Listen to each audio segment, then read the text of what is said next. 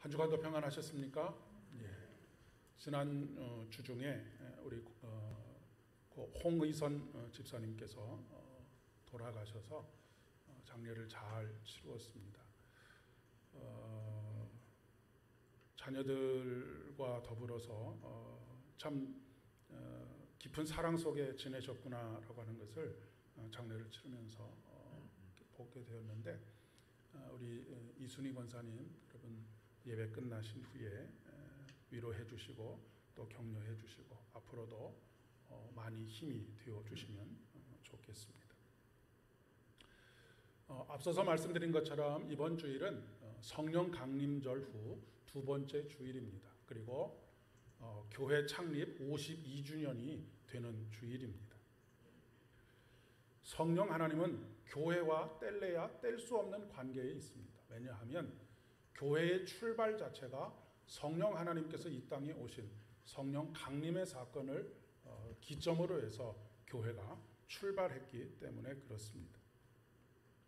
교회라고 하는 것은 헬라어로는 에클레시아라고 말을 합니다. 에클레시아라고 하는 말의 뜻은 무엇이냐면 부르심을 받은 사람들의 모임입니다. 제가 오늘 설교 제목을 굳이 이런 교회 되게 해 주십시오 라고 그렇게 정하지 않고 이런 공동체 이루어가게 하소서라고 정한 이유가 바로 여기 있습니다. 우리가 보통 교회하면 건물을 떠올리기가 쉽습니다. 교회하면 예배당을 가장 먼저 머리에 떠올리지만 사실은 교회의 진정한 의미는 건물이 아닙니다. 부르심을 받은 사람들의 모임, 그리고 부르심을 받은 우리 한 사람 한 사람이 바로 교회이기 때문에 그렇습니다. 우리 한 사람 한 사람이 모인 것이 교회이고 우리 한 사람 한 사람 자체가 교회입니다. 그렇기 때문에 교회가 성장하고 성숙한다라고 하는 것은 교회 건물의 크기가 커진다든지 성도가 많아지는 것을 의미하는 것이 아니고 하나님의 거룩한 영이신 성령께서 내주하시는 바로 우리 자신의 신앙이 하나님을 더욱더 깊이 알아가고 깨달아가며 예수를 더 깊이 닮아가는 것, 이것이 바로 교회가 성장해가는 것이고 성숙해가는 것이다 라고 그렇게 이야기할 수가 있겠습니다. 특별히 오늘은 교회 창립 52주년이 되는 주일입니다.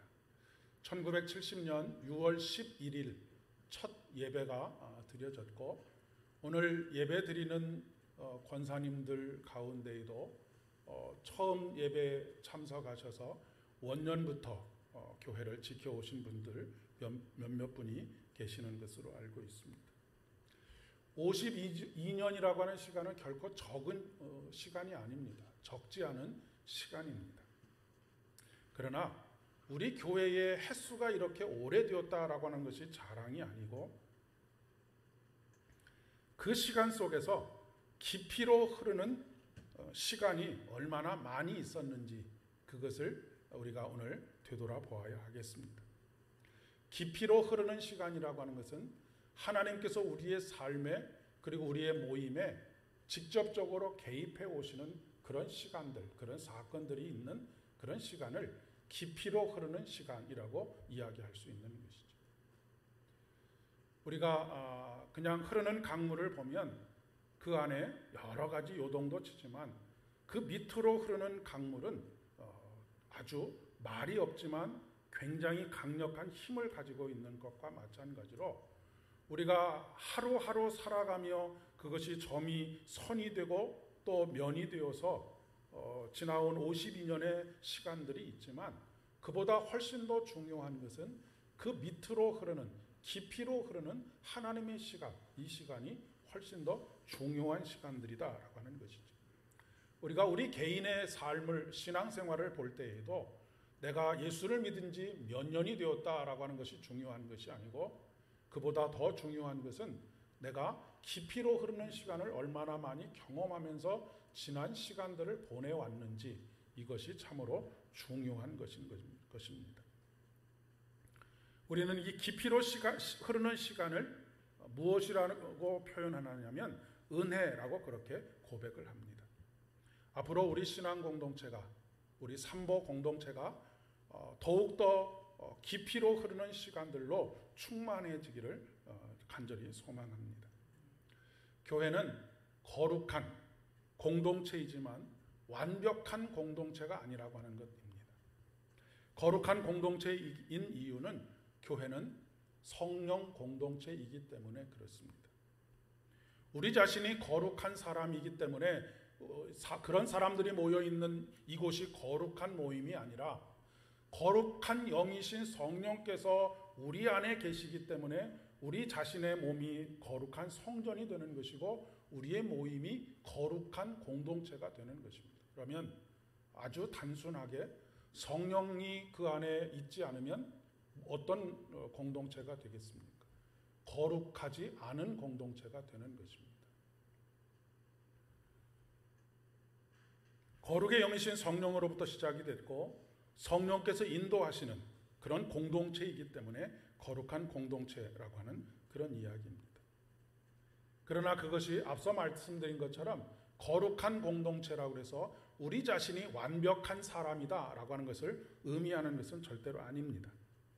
우리는 여전히 연약하고 부족한 존재들입니다. 때문에 부르심을 받은 사람들의 모임으로서의 교회는 일종의 종합병원이라고 그렇게 이야기할 수가 있겠습니다.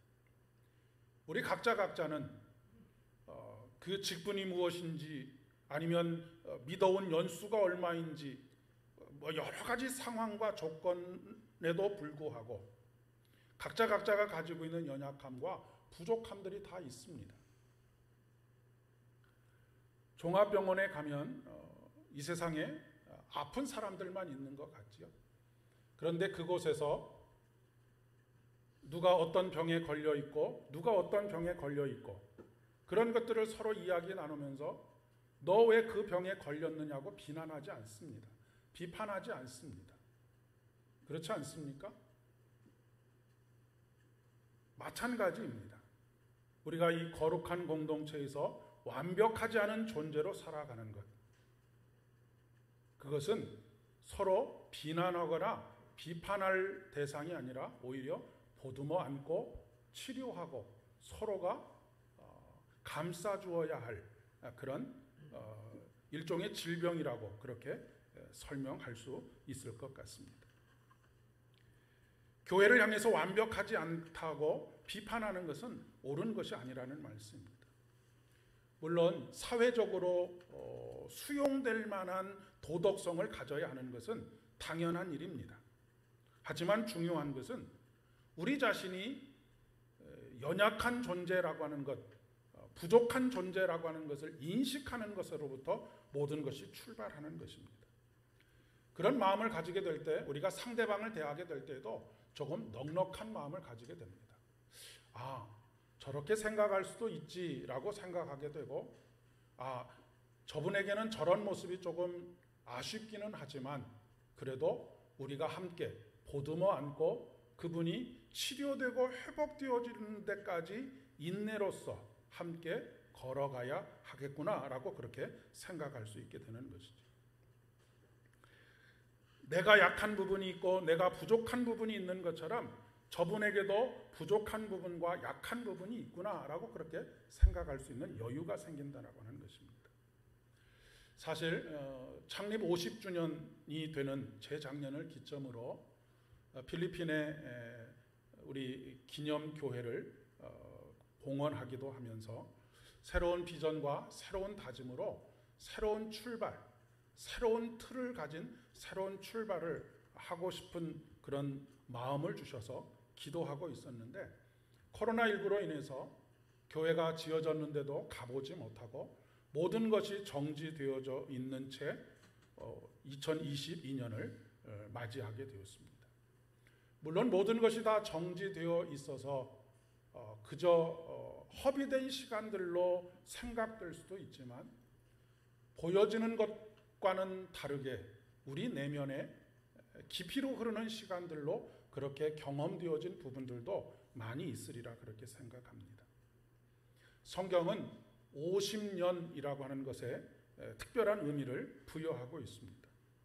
성경에서의 50년은 희년을 의미합니다. 희년의 핵심은 무엇이냐면 모든 것이 제자리로 돌아가는 것입니다. 0에서부터 다시 시작하는 것입니다. 그동안의 과정이 어떠했든지 간에 사실 그 당시에 이 희년은 사람들에게 어떻게 보면 저 밑바닥에 내려가 있는 사람들이 가질 수 있는 유일한 희망이었습니다. 왜냐하면 이러저러한 상황들로 인해서 자녀들이 종으로 팔리기도 하고 아니면 땅을 팔기도 하고 그래서 아무것도 소유하지 못한 그런 상황 속에서 희년이 되어서 50년이 되어서 희년이 선포되면 모든 것이 다 제자리로 돌아가는 것이기 때문에 그렇습니다. 다시 소유와 신분이 회복되는 것이죠. 우리 주 안에서는 항상 다시 시작할 수 있는 기회가 주어집니다. 복음이 그렇습니다. 십자가의 죽음은 모든 것의 끝을 의미합니다. 그러나 그 십자가의 죽음으로부터 우리가 복음으로 산다라고 하는 것은 다시 새로운 소망을 품게 되는 것이고 소망 중에 기뻐하는 것이 되는 것이죠.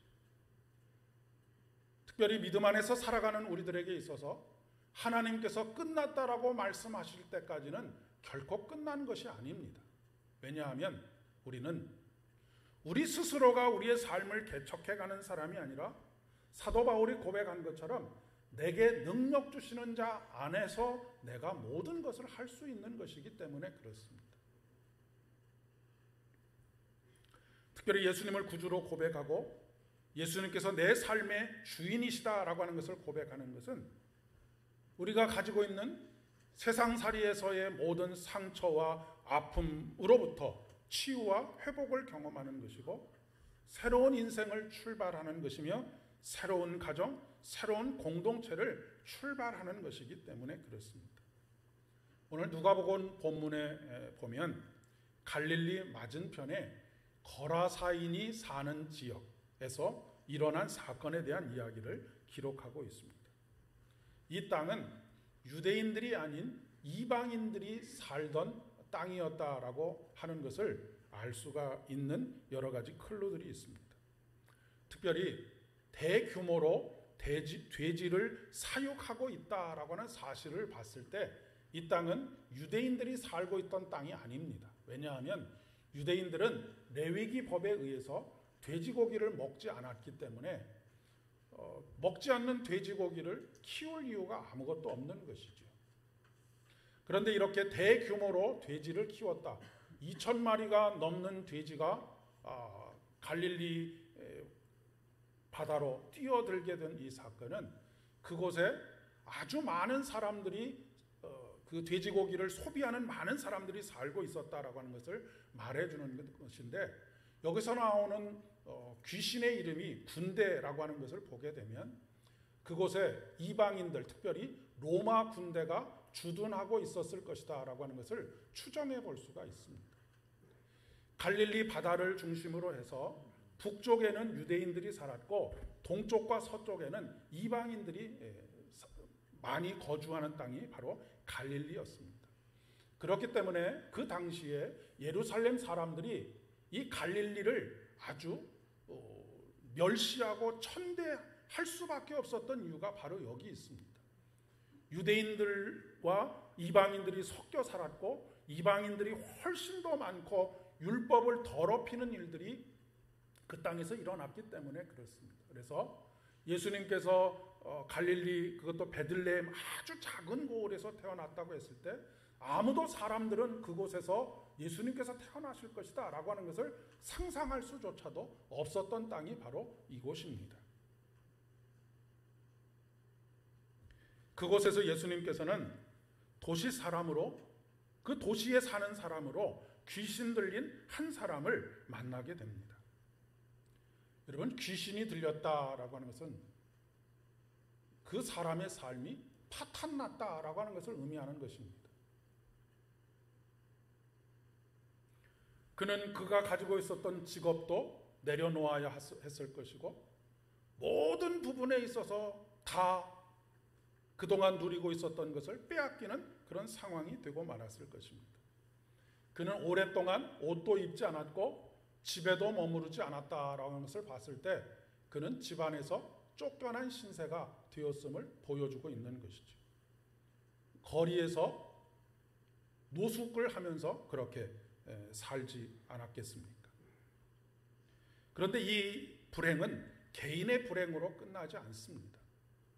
만약에 이 사람이 한 가정의 아버지였다라고 한다면 그 가정 또한 풍지박산이 나고 말았을 것입니다. 그 당시에 가장의 역할이라고 하는 것은 절대적인 역할을 하고 있었는데 만약에 이 사람이 가장이었다라고 한다면 그 가정을 책임질 수 있는 사람이 아무도 없었기 때문에 가정은 풍지박살이 나고 말았을 것입니다. 요즘도 가족 중에 한 사람만 아픈 병에 걸려도 온 가족이 다 우울하고 힘든 그런 시간들을 보내지 않습니까? 뿐만 아니라 마을에서도 이 귀신 들린 사람은 큰 골칫덩어리였을 것입니다. 그렇지 않겠습니까? 제가 어렸을 때만 해도 마을에 소위 조금 정신이 이상하게 된 사람들이 한두 사람씩 꼭 있었던 것을 기억이 납니다. 아이들이 따라다니면서 놀리기도 하고 뭐 그랬던 기억들이 지금도 생생한데 이 당시에도 마을의 골칫덩어리이자 조롱거리였을 것이다 라고 하는 것을 어렵지 않게 미루어 짐작해 볼 수 있을 것 같습니다. 특별히 이 사람 안에 있는 귀신의 정체가 군대라고 하는 이름을 가졌다라고 하는 것은 그만큼 강력한 힘을 가진 그런 귀신에 사로잡혀 있었다라고 하는 것을 이야기해 주는 것이죠. 그러니까 사람들이 그를 단순히 조롱하는 것만으로 끝나는 것이 아니라 그를 제어할 수 없는 오늘 말씀에 보면 쇠사슬을 끊고 광야로 나아갈 정도로 그렇게 아주 폭력적인 그런 모습들을 보여주고 있는 것이죠. 그러니 그 사람에게는 어떻게 하지 못하고 그 가족들에게 온 마을 사람들이 적개심을 가지거나 아니면 그 마음에 있는 분노를 표출하지 않았을까 싶습니다. 그런데 오늘 개인과 가정과 마을 공동체를 파탄나게 하고 혼란에 빠뜨린 이 군대라고 하는 귀신, 이름을 가진 귀신도 예수님 앞에는 꼼짝달싹 하지 못하고 그 무릎 앞에 머리를 조아릴 수밖에 없다는 사실입니다. 여러분 항상 기억해야 할 것은 바로 이것입니다. 하나님께서는 예수 그리스도의 무릎 앞에 모든 정사와 세계 만물을 무릎 꿇게 하셨다라고 하는 사실입니다. 예수 그리스도의 발 아래 두셨습니다. 이것은 복음의 시작으로부터 우리에게 말씀하신 바입니다. 뱀이 사단의 도구가 되어서 아담과 하와를 꿰고 그로 말미암아서 범죄하게 되었을 때 창세기를 통해서 하시는 예언의 말씀은 다윗의 자손을 통하여서 그 뱀의 머리를 예수 그리스도께서 밟을 것이다 라고 말씀하고 계시기 때문에 그렇습니다. 모든 권세와 정사를 예수 그리스도의 발 아래 두었다라고 하는 것은 복음서에서 여러 가지 사건을 통해서 우리가 상징적으로 살펴볼 수 있습니다. 그 하나가 물 위를 걷는 사건이라는 말씀을 드린 적이 있죠. 물은 노아의 홍수 이래로 사람들에게 가장 큰 두려움의 대상이었습니다. 니므롯이 바벨론 탑을 쌓게 된 이유도 홍수로 인해서 모든 것이 다 잠기게 되는 그 상황을 상정하고 높은 곳에 것까지 탑을 세우게 되면 그 홍수로부터 멸망당하지 않을 수 있게 되리라라고 하는 것을 기대했기 때문인 것입니다. 물이라고 하는 것은 모든 것을 빼앗아가는 큰 힘을 가지고 있습니다. 또한 혼란을 야기하죠. 특별히 이 갈릴리 바다는 돌풍이 부는 것으로 아주 유명합니다. 그 돌풍이 불 때 갈릴리 바다가 요동이 치고 배에서 어업을 하던 사람들이 죽게 될 위기에 빠지는 일들이 종종 있었다라고 하는 것입니다. 그런데 예수님께서 그 위를 걸으셨다라고 하는 것은 그 모든 혼란을 잠잠케 하실 능력을 가지고 계시는 분이 하나님이시다라고 하는 말씀입니다. 우리가 우리의 삶에서 겪게 되는 여러 가지 어려움들이 있습니다. 그 어려움들이 우리를 혼란스럽게 하고 우리의 마음을 격동하게 하고 우리의 마음을 견딜 수 없도록 합니다. 그러나 우리가 이거 하나만을 기억하면 참 좋겠습니다. 그 모든 혼란과 그 모든 돌풍은 예수 그리스도의 무릎 앞에 무릎을 꿇을 수밖에 없는 그런 존재들이라고 하는 것, 그런 어려움이라고 하는 사실입니다. 또 한 가지, 군대 귀신이 돼지떼에 들어가서 바다에 뛰어들어 몰살당했다라고 하는 이야기는 특별한 의미를 가지는 것입니다. 여기서 이 귀신의 정체가 군대라고 하는 이름을 가졌다라고 하는 것은 아까 말씀드린 것처럼 이곳에 로마 군대가 주둔하고 있었다라고 하는 것입니다. 로마 군대가 왜 이곳에 주둔하고 있었겠습니까? 이스라엘 민족이 끊임없이 독립을 쟁취하기 위해서 몸부림을 쳤는데 그 독립을 쟁취하기 위해서 몸부림을 치는 그들을 아주 강압적으로 폭압적으로 진압하기 위해서 그곳에 주둔하고 있었던 것이죠. 그렇기 때문에 유대인들에게 있어서 이 거라사인의 땅에 주둔하고 있는 군대는 늘 눈에 가시와 같은 존재였습니다. 어떻게든지 메시아인 다윗의 대를 잇는 메시아가 나타나서 저 군대를 멸살시키기를 원하는 그런 간절한 마음을 늘 품고 있었다라고 하는 것입니다. 그러니까 이 사건을 통해서 군대라고 하는 정체성을 가진 귀신을 2,000마리가 넘는 돼지에게 들어가서 몰살되었을 때 이스라엘 민족이 느꼈을 그 뭐랄까요, 통쾌함, 이런 것들은 말로 다 형용할 수가 없는 것입니다. 지금 이 사건을 통해서 이스라엘이 다시 꿈꾸게 된 것은 그래, 하나님께서 우리에게 임하셔서 강력한 힘을 발휘하시면 저 군대라고 하는 그 누구도 대적할 수 없었던 것 같은 쇠사슬조차도 다 끊어내는 강력한 힘을 가진 저들도 우리가 몰아내고 다시 하나님의 나라, 하나님의 왕국을 건설하게 할 수 있겠구나라고 하는 것을 꿈꿀 수 있는 사건이 바로 이 군대 귀신의 사건인 것입니다. 그런데 귀신 들린 사람에게 귀신이 나가 사람의 옷을 입고 온전하게 되었을 때 마을 사람들이 보인 반응이 너무나 의외입니다. 귀신 들렸던 사람과 그 가족들을 축하하고 격려하고 환영해도 모자랄 판에 전혀 뜻밖의 행동을 하고 있는 것을 보게 됩니다. 오히려 그 일을 행하신 예수님을 책망하고 마을에서 떠날 것을 요구합니다. 그리고 예수님을 절벽 밑으로 떨어뜨리려고 하는 시도까지 하는 모습을 보게 됩니다. 그동안 이 귀신 들렸던 사람에게 너무나 많은 피해를 당했기 때문일까요? 아니면 많은 돼지가 수장되므로 그들이 큰 손해를 보았기 때문일까요? 요즘도 여러분 우리나라에서 벌어지고 있는 많은 일들 중에 사람들이 가장 민감하게 생각하는 것이 무엇입니까? 경제적인 문제이죠. 먹고 사는 문제만큼 민감하게 반응한 일이 없습니다. 이것이 엄혹한 세상의 현실이기도 하지요.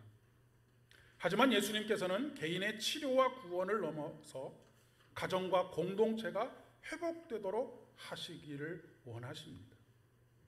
하나님께 부르심을 받은 사람들의 공동체인 우리 교회도 그러해야 하겠다라고 믿습니다. 예수님께서는 우리 한 사람 한 사람의 상처를 어루만지십니다.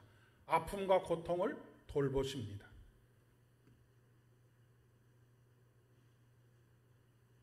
그러니 우리들 또한 우리가 만들어가야 할 공동체는 그 사람의 과거가 어떠했든지 환영하고 격려하고 축하하는 공동체가 되어야 하는 것이죠. 예수님께서는 예수님과 함께 머물러 있기를 원하는 이 귀신 나간 사람, 이 사람을 집으로 돌아가라고, 그리고 집에 돌아가서 하나님께서 너에게 하신 큰 일을 이야기하라고 그렇게 말씀하십니다. 이것은 한 개인의 회복을 통하여서 가정이 회복되기를 원하시는 것이죠. 그런데 오늘 말씀 말미에 보면 그가 가정에 돌아가서 하나님께서 자신에게 하신 큰 일을 이야기했을 뿐만 아니라 마을 사람들에게도 그 일들을 이야기하는 것을 보게 됩니다. 한 개인의 회복과 한 개인의 치유의 역사가 가정을 회복하게 하고 교회 공동체를 회복하게 하고 마을 공동체를 회복해 하는 그런 사명이 우리에게 있음을 말해주고 있는 것이죠. 하나님께서 주일에 예배로 우리들에게 모이도록 하시는 이유가 무엇일까요? 그리고 우리는 무슨 이야기를 나누어야 할까요? 우리가 나눠야 할 이야기는 하나님께서 일주일의 삶 속에서 여러 가지 마음의 상처와 고통을 어루만져 주시고 치료하여 주시고 회복시켜 주신 나에게 행하신 하나님의 큰 일들을 이곳에 나와서 함께 이야기하고 이곳에서 여전히 그 상처와 아픔과 고통 속에 있는 사람들에게 위로와 격려가 되어지고 공동체가 함께 회복의 자리를 만들어 가기를 원하시는 것입니다. 우리 개인의 회복이, 우리 가정의 회복이 되어지기를 원하시는 것이죠.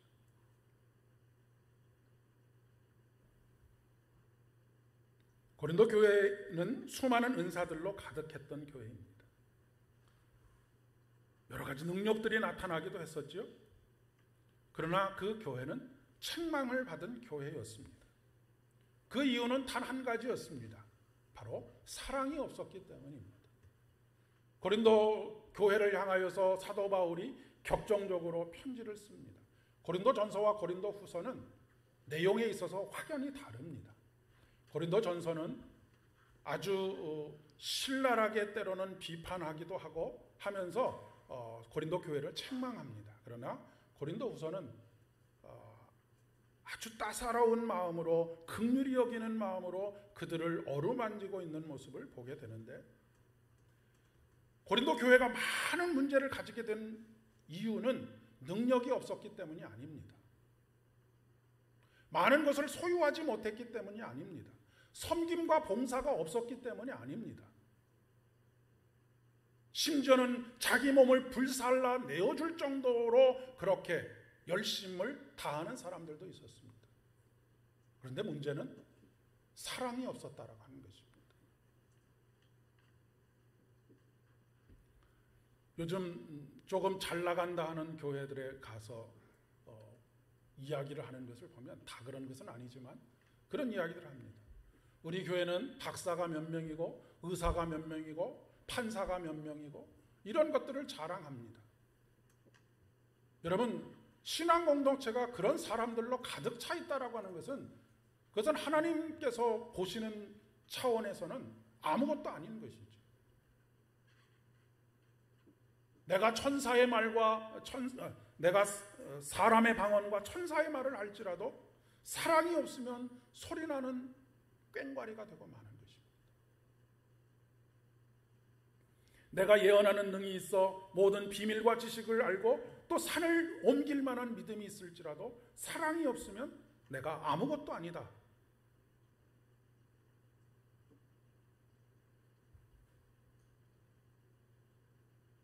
우리가 여러 가지로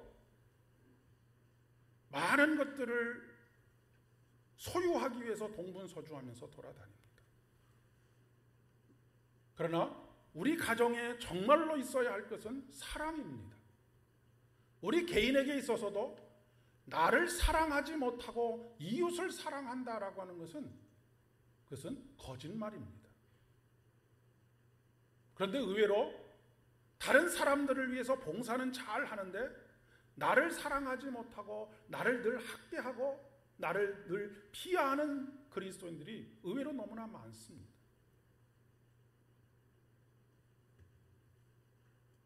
예수님께서 말씀하시기를 내 이웃을 내 몸과 같이 사랑하라고 하셨습니다.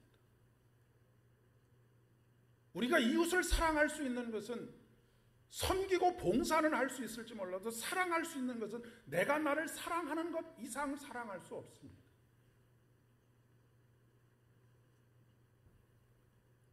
우리가 되어져 가야 할 공동체는 바로 사랑의 공동체인 것이죠. 상처가 치료되고 회복될 때까지 오래 참고 치료되고 회복되었을 때 진정으로 축하하고 축복하고 격려하는 공동체입니다. 그런데 긴 병에 효자 없다는 말처럼 우리가 오래 참는 것이 그토록 어렵습니다. 오래 참도록 하는 것은 사랑이 아니고서는 불가능한 것이죠. 여러분, 우리가 하나님의 은혜를 경험하게 되면 그리고 우리 안에 사랑이 충만하게 되면 모든 것이 다 이뻐 보입니다. 코 올리는 것도 이뻐 보이고 남루하게 옷을 입고 있어서도 이뻐 보이고 조금 못마땅한 일을 해도 귀여워 보이고 다 모든 것이 이뻐 보입니다. 근데 내 마음이 말마르고 내 마음에 사랑이 식어져 가면 모든 것이 다 불평스럽고 불만으로 가득 차 있게 보이기 마련인 것이죠. 상처를 가지고 있는 것이 부끄러운 것이 아닙니다. 상처를 가진 채로 머물러 있는 것이 부끄러운 것이죠. 우리 안에 상처와 아픔과 고통이 있을 때 우리를 어루만져 주시고 치료해 주시는 우리 주님 앞에 나와야 하는 것입니다. 그리고 우리가 그 은혜를 경험하게 될 때 비로소 상처 입은 치유자로서의 삶을 살아갈 수 있는 것입니다.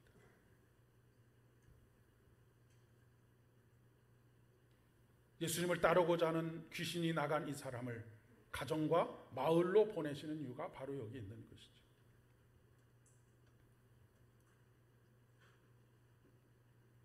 오늘 우리 자신과 화해하고 가정에서 화목하고 이웃과의 화목을 이루어가는 참된 화목하게 하는 직책을 감당하는 저와 여러분 되실 수 있기를 진심으로 축복합니다. 신앙 공동체의 회복은 하나님의 몸된 교회가 된 개인이 치유되고 회복하는 것으로부터 출발이 됩니다. 매일매일 우리를 새롭게 하시는 성령으로 인해 이전 것은 다 지나가고 새롭게 된 피조물로서 매일매일 이 화해된 하나님께 받아들여진 우리 자신을 우리 스스로가 받아들이고 가족들을 받아들이고 그리고 이웃에 있는 모든 사람들을 받아들이는 그런 복된 믿음의 여정이 되실 수 있기를 진심으로 축복합니다. 기도하겠습니다. 하나님 아버지, 은혜를 진심으로 감사를 드립니다. 오늘 우리를 찾아오셔서 우리의 생각과 마음을 지배하고 있는 수많은 아픔과 고통과 상처들로부터 우리를 해방시켜 주시옵고 우리로 하여금 주님과 화해를 이루게 하시며 주님과 이루어진 화해 속에서 우리의 마음속에 넘쳐나는 기쁨과 감사로 가정을 향하여 나아가게 하시고 일터를 향하여 나아가게 하시며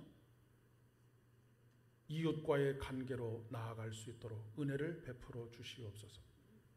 그리하여서 만나는 사람들마다에게 하나님께서 내게 이루신 큰 일을 이야기할 수 있도록 인도하여 주옵시고 그로 말미암아 우리가 있는 그곳에 치료와 회복이 일어날 수 있도록 복의 복을 더하여 주시옵소서. 예수님의 이름으로 기도드립니다. 아멘. 다 같이 일어서시겠습니다.